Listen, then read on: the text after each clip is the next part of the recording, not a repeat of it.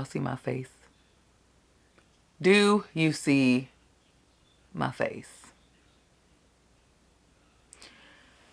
What's up, beautiful people? Welcome back to Toya CTV. I'm back with another video. So, as you can see by the title, it says I'm mad and then episode 7 of Wednesday. So, this is not a reaction. This is a review because I recorded episode 7 and it was a good reaction because episode 7 was good. But when I went to go download my videos to my computer, I got memory card locked. So I went and unlocked the card. Then I got cannot access card. So I took the card in and out. I took the battery in and out. I turned the camera on and off. Nothing. So here we are with the review of episode 7 of Wednesday. And then I recorded this. I recorded the reaction on Sunday. I was going to do 7 and 8 back to back. The memory card said, "Not today, girl. You are not doing nothing but being mad." So yes. So this is the review of episode 7 of Wednesday. I went back and watched it so I could take notes so I won't forget anything. And I'm trying not to make this review long. But before I get into the review, if you missed my episode 6, it will be up here somewhere. Just click on that. Go watch episode 6 first, then come back to 7. So, going into this episode, I had my speculations. I suspected Dr. Kimbot, the therapist, as Laurel Gates. And I suspected Tyler was off my list as the monster or anything. Then I put Xavier back on my list, kind of, sort of. Then everybody was off the list except Dr. Kimbot because I didn't know who was the monster. So that leads us into episode 7. So as we saw at the end of episode 6, the mayor got hit by a car, and then while in the hospital, somebody unplugged his ventilator. So we start off the episode at his funeral. I thought something was going to happen, that somebody was going to find out that his ventilator was unplugged and plug it back, and he was going to be okay. But no, that did not happen. So we had his funeral. At his funeral, Wednesday talking about she usually crashes funerals. She never really go to them. She just crashed them. I'm like, who crashes funerals? No, no ma'am. But Wednesday does because she is crazy. So everybody was at the funeral, paid their respects. I felt sorry for Luke and his mom. I'm like, oh my gosh, really? For real? You had to kill a black man?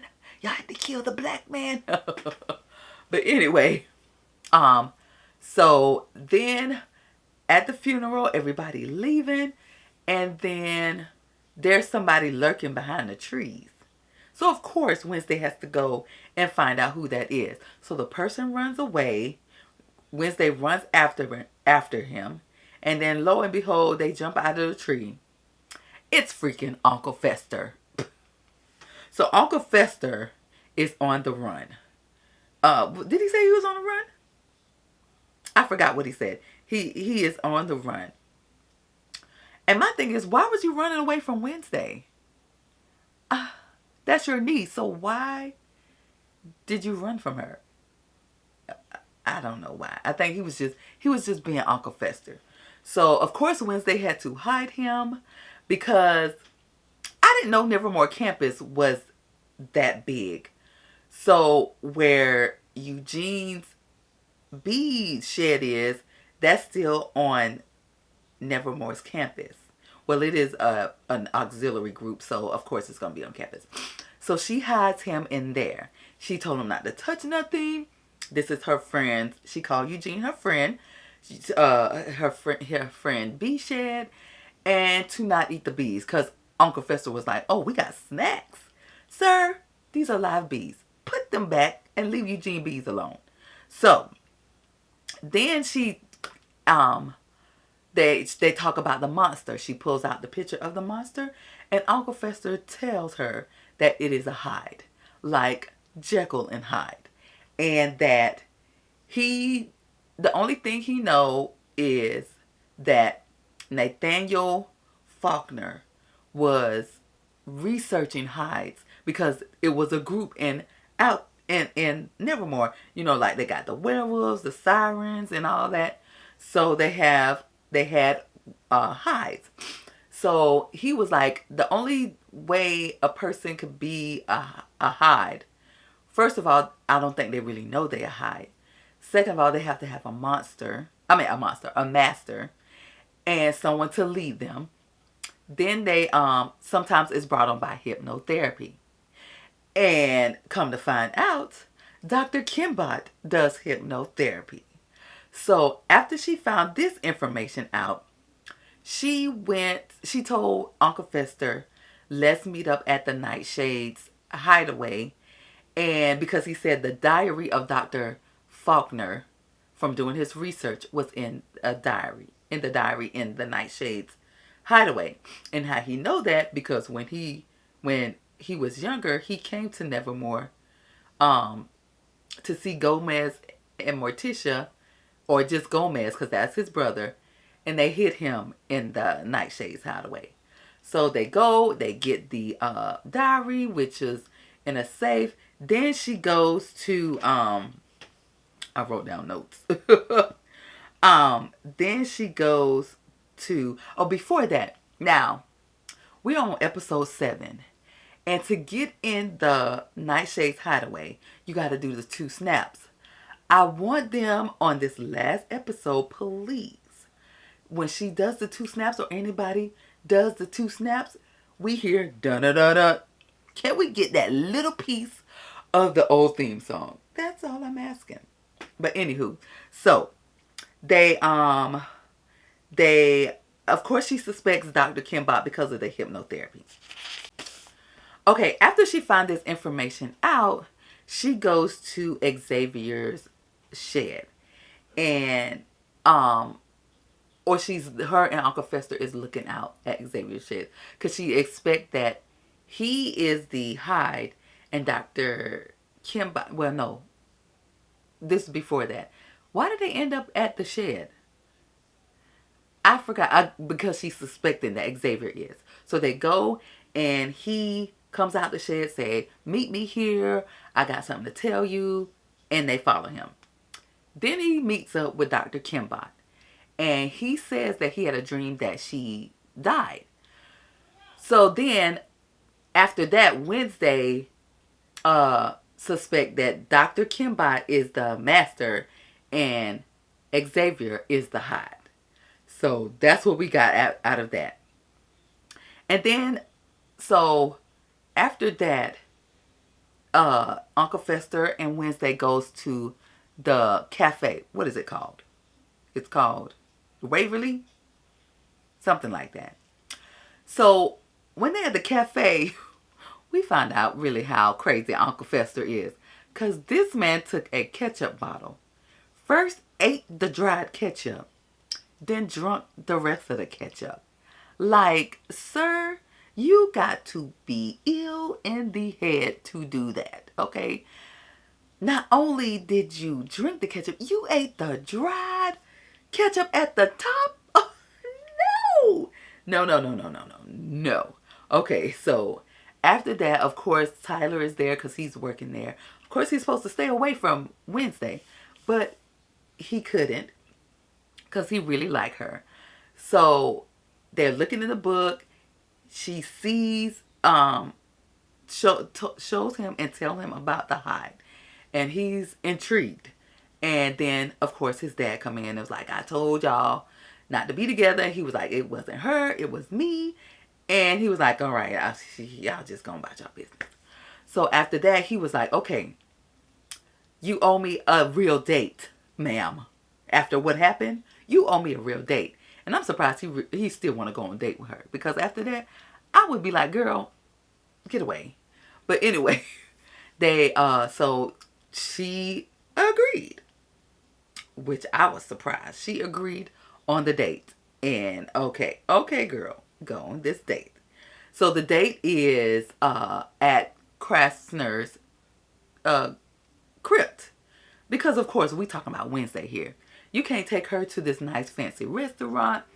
You can't take her on all these cutesy dates. It's got to be horror movie, gory, something crazy. So, yeah. So, he thought that would be a good idea. So, I'm like, okay, Tyler, you starting off good. So, then, so, after that, they went on the date. And of course, before she went, she told Thing to watch the diary, make sure nobody come in and steal it. So she went on the date. The date was very cute. He had it nicely set up, and he was like, let's watch a scary movie. But the scary movie wasn't also scary for normal people. But for Wednesday, it is. Because it was Legally Blonde. He showed her the cutest, like, as if movie ever. And of course, it was scary for her because her face was scrunched up like, she probably like, all this pink, all this, you so happy, like Enid. Enid is so happy. And she was just scrunching up her face. So after that, Xavier told her, I want to be more than friends. And she like, I almost got you killed and you still want to be more than friends? And I was like that too, like, Tyler, for real? So after that, they were inching closer like they was about to kiss. But the dad interrupted, the sheriff, because he was out there looking for a bank robber, which is Uncle Fester. So yeah, so he was like, oh my gosh, here y'all go again. Didn't I tell y'all? Oh, you know what? I'm not going to even waste my breath. Because, when you tell your kids, I mean, even though I don't have kids, when I was a kid, when you tell me, well, I wasn't really that kid. When you tell your kids, don't do something, don't see this person's bad for you, that person's not a good friend, they're going to still continue to be their friend or be with that person until they find out for themselves. But anywho, after that, after the whole date and everything, Wednesday went back to her room, and her room was ransacked. Like, who knew she had the diary? Nobody but Xavier knew she had the diary. So the room was all ransacked, and I'm like, okay, where's Thing? Somebody has stabbed Thing in the middle of his hand. Like, for real? You really did that to a hand? You did that to Thing? Oh my God. So, of course, she ran to Uncle Fester to help Thing out because, he could shock with his hands. He did. He shocked him over and over and over again. And I was like, oh my gosh, Thing is gone. Thing is gone. And he was like, Wednesday, Thing is gone. She was like, no, please keep going. Now, she said, please. Now, she meant that. So he kept shocking him again, and he finally came to. And I'm like, oh, Thing. Like, for real? So, Thing, well, as we know of now, is okay. And so, she went to Weems about her room being ransacked. And of course, Thornhill was in there because she is like I guess she's the house mom. She was in there, and she was like, I know who. No, before that. Was that then? Oh, I missed the part where she went into Weems' office to talk about Dr. Kimball. And Dr. Kimball was in there. Okay, I skipped that. But anyway, she went to Weems to talk about her room. And Thornhill was in there. And she was like, I know that the monster is a hive. And it might be, did she say it's Dr. Kimball? And I know who it is or something like that. So Weems excused Thornhill. And Wednesday told her, like, I know you know about no, first she talked about the diary. And Weems was like, how do you know about the diary? That's when she sent Thornhill out. So then Wednesday was like, well, if you know about the diary, then you know about the hide. And of course, Weems is not going to say anything because it's all about Nevermore. Keeping Nevermore open. Don't let Nevermore look bad. And she got to uphold her reputation. So she didn't say anything about it. And I'm like, girl, if you knew that was the monster that was killing everything, you could at least, well, no, because if she would have said something to the sheriff, he would have, yeah. I see her point, but then I see Wednesday, like, people are dying. It was crazy. So then, this one she goes to, wait, I'm skipping all over the place. I had to check my notes. So then, Bianca come and tell her, you know, I got some insight about the murder. And of course, Bianca and Luke got a little thing going on. So Luke found in his dad's, I guess, study that he was researching Laurel Gates. And after she found this information out, she went to Dr. Kimbot and told Dr. Kimbot, oh, you left this in the room at the Gates house, your music box. I know you're Laurel Gates. And Dr. Kimbot never denied it. She did not deny it. So she told Wednesday to leave. She called Weems and said that I'm off this. Wednesday, I am directing Wednesday to a juvenile hypnotherapy facility. And Wednesday like, I'll be running that thing in a week. So when she was on the phone with Weems, she heard noise in her bathroom. Goes to see what it is. It's the freaking monster. And the freaking monster kills Dr. Kimbot. So I'm like, now she's off my list as being Laurel Gates. So I don't know who is freaking Laurel Gates. And so she's not the master of the monster. So then, and then, she goes back to Xavier's shed. She confronts Xavier about being the monster. And while she's confronting him, she finds a picture that he has painted of Dr. Kimbot's face scratched up like she did when she got attacked. Then she saw on his desk a little like souvenir from each person. So you had Eugene's glasses. You had, who else?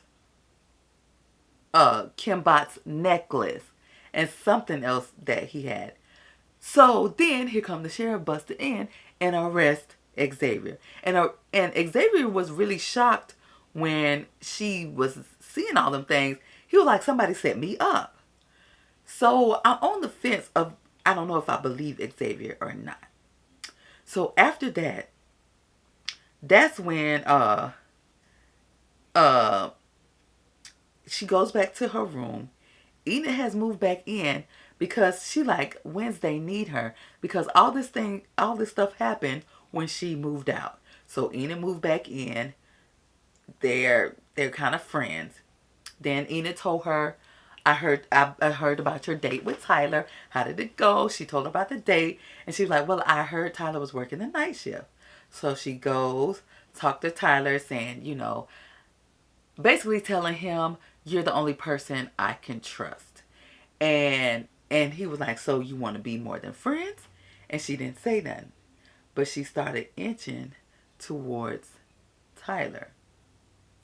Then I was like, oh my gosh, they're about to kiss. Wednesday about to kiss a boy. So they kiss.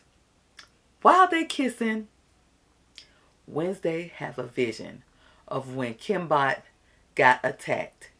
And she saw who the monster was.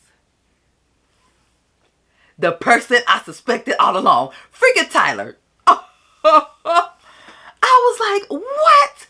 It's Tyler? So who is the master then? So if Tyler, okay, so after finding that information out, she ran off like she should.